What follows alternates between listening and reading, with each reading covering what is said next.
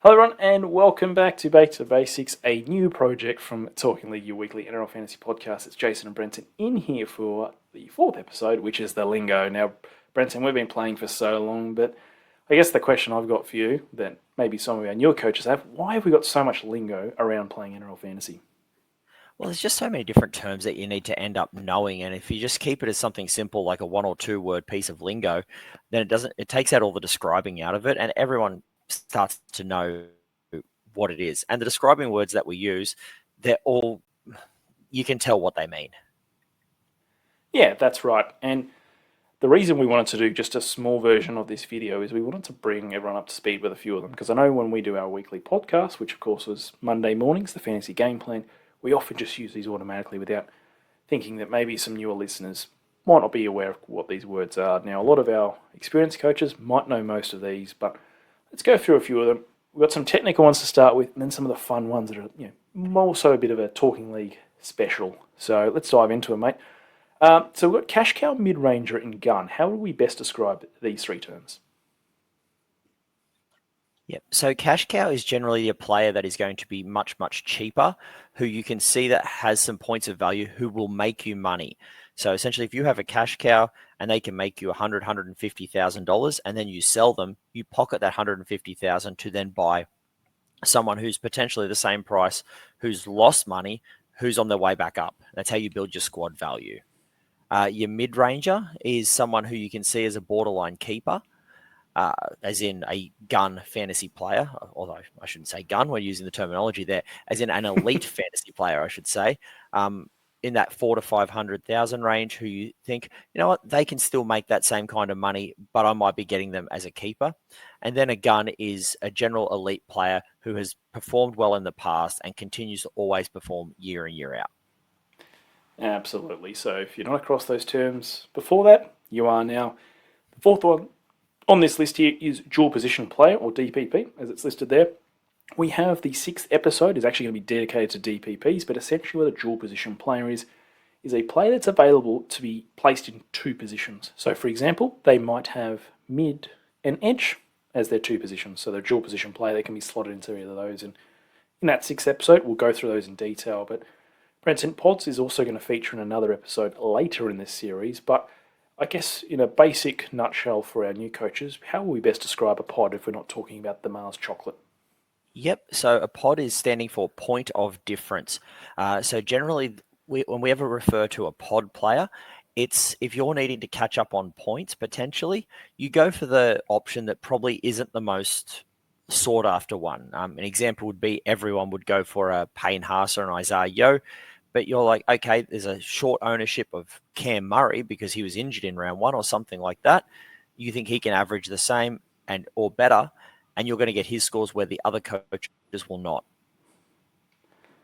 Absolutely. And we'll talk about pods in the 11th episode of Back to Basics. Now, moving on to AE, it is short for auto emergency. We're not talking the emergency department in New Zealand or the United Kingdom. Essentially, what happens here is when you have a player in your starting 13 or in your scoring 4 bench slots that does not play, so record a DMP, you'll have what's called an auto emergency come in from outside your 17 into your scoring 17. Now, there are eligibility requirements around that, which we will go through in subsequent videos. But essentially, if you hear the term AE, it's around a player coming from your emergencies into your scoring 17.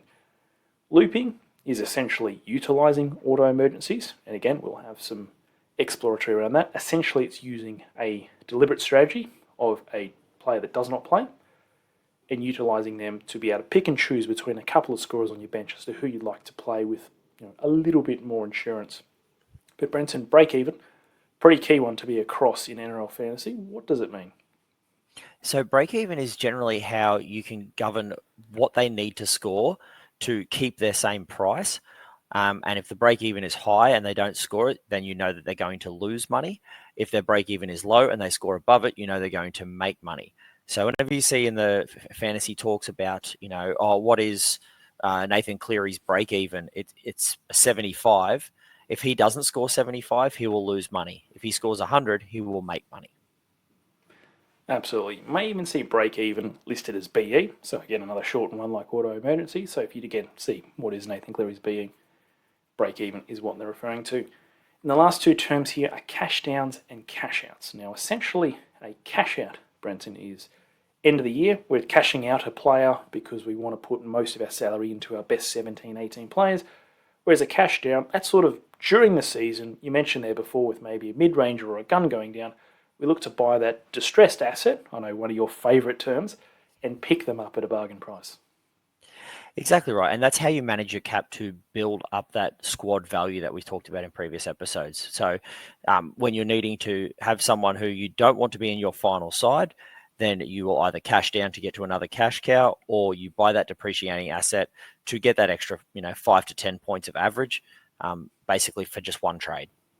Yeah, and it's certainly something we love to highlight on the fantasy game plan, which of course comes out every Monday during the season. We love talking those cash downs once we get through a few rounds. But, mate, let's get through some specific ones to our pod. So you might hear these ones on the podcast or in our comment section. Now, I know we've mentioned delete app already, but, in your best words, how will you describe the term delete app?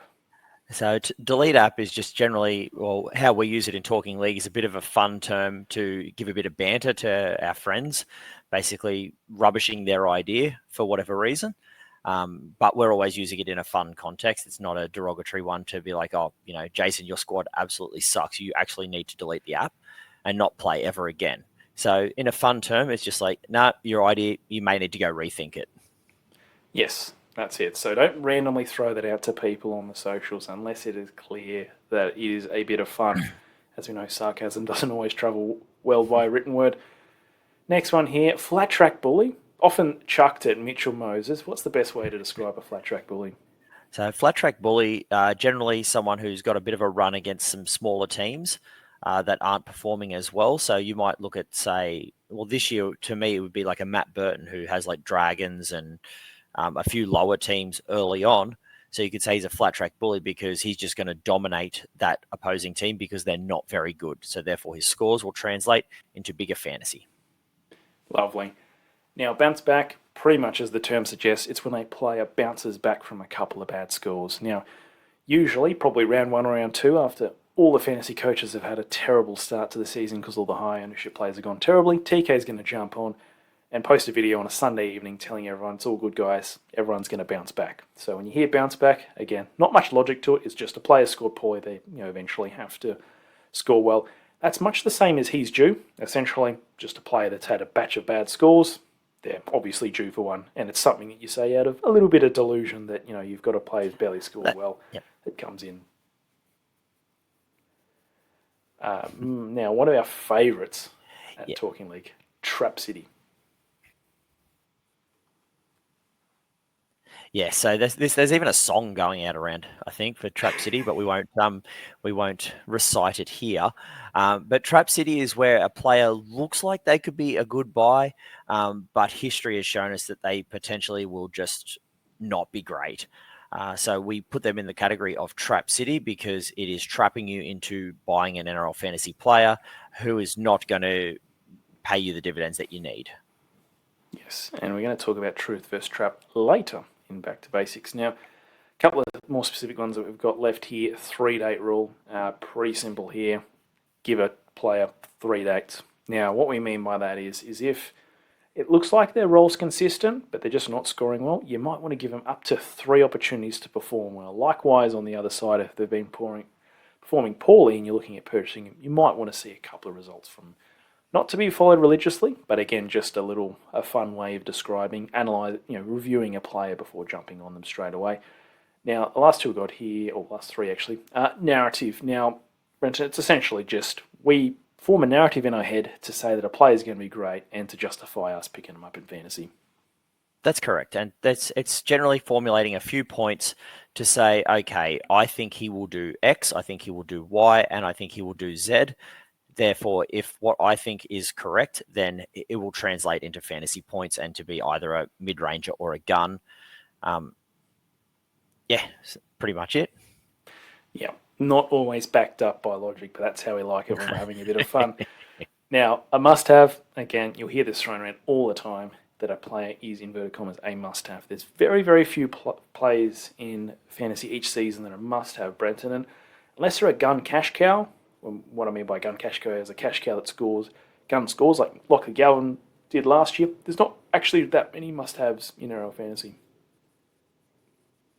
No, you could put Nathan Cleary in that. I think he's always a must-have because he's just proven time and time again he's the top two, at least, fantasy players in the entire game. So you're not just going to have it from the lower range price players. You will get it from some of those really high prices where they are must-have. So don't let the price fool you. Like Nathan Cleary, most expensive player in the game. He's over 55% owned for a reason because he is a must-have. Absolutely. And then last but not least, love interest. Again, just a little bit of fun here at Talking League. Every year, every member of the Talking League panel will have an inverted commas love interest, and it's essentially a player we're looking forward to scoring well, even if there's not necessarily logic to suggest that they will score well. But that wraps up the terminology. B, what are the takeaways from this episode? Yep. So the lingo that we have, it's not just like under lock and key. It's a basic thing, and you will see it in the Fantasy Talk Facebook community groups, everything where people will use those abbreviations.